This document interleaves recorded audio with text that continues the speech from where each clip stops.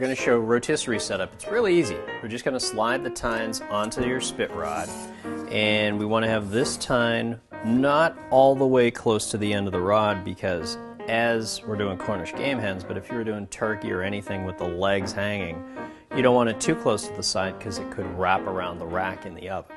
So we'll set that about, I'd say about 5 inches in.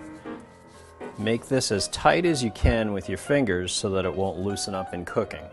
So now I can slide the roast in, and since we're going to do 2, I'm going to use the split tines so that I can secure 2 Cornish game hens on the rotisserie split. I'm going to season the Cornish game hens with a little dry rub spice. You could do even a seasoned salt or just some salt and pepper if you like. I'm just going to go all the way around the in and outside of the roast. As it turns, we don't want these wings and drumsticks flopping all around. So all I'm going to do is just fold the wing tips back by this backbone here, and then if I reach into the cavity on this side here, what I can do is just kind of puncture a little hole, and I can force this drumstick into that hole. And now this drumstick, I can just kind of force it underneath to cross side. Now as we slide this into our spit rod here, the tines we want to secure right into the roast here. Since I'm doing 2, I'm going to do this split.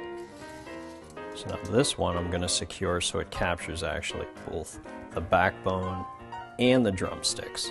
And again, make sure you finger tighten these as tight as you can get them so that it doesn't loosen up in cooking. One of the great features of the ILVE range is built-in rotisserie. It's nice, it's easy to use, and the benefit of rotisserie is as that sears and starts to turn on the spit, it's basically self-basting, so it retains more flavor and juices that way.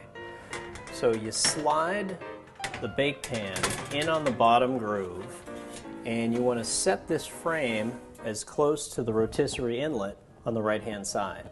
So we're going to just set this into the inlet with our flywheel on the left-hand side.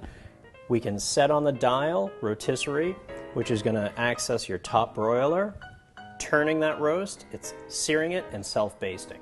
Make sure that this circle sits nice and secure into this V-rack. For this, we're looking at probably 10 to 15 minutes per pound, and you can check on those with a little meat thermometer. Definitely just stop the spit so that you're not watching your thermometer spin around the roast. Now what I'm going to do is take advantage of the nice heat of the bottom pan under our rotisserie. I'm going to put some fingerling potatoes down here. The heat of the oven can continue cooking those nice potatoes. The juices dripping from the Cornish game hens can add some nice flavor to them as well. Now with the accessories for rotisserie, you have this hook that you can use to hold the rod because obviously it's very hot still being in the oven. So what I'm going to do is just allow this to lift up a bit to just remove it from the spit rod insert. Now we can slide the pan forward. Now to get this out, they give you this nice little handle in which what you do is screw it into the one far end and then use your hook to grab the other side. Easily to remove. Take that to your dinner table and there you go.